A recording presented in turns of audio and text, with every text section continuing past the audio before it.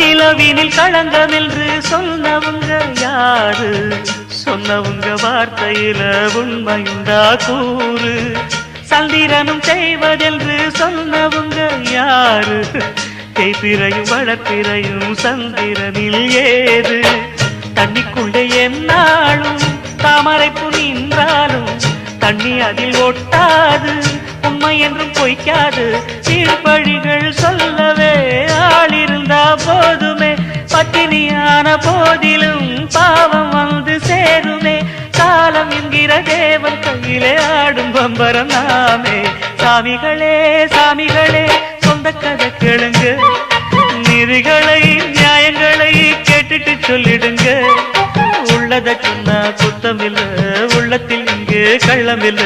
வழக்க தீர்த்து வை, ஒரு விளக்கை ஏற்றி வை, இந்த வழக்க தீர்த்து வை.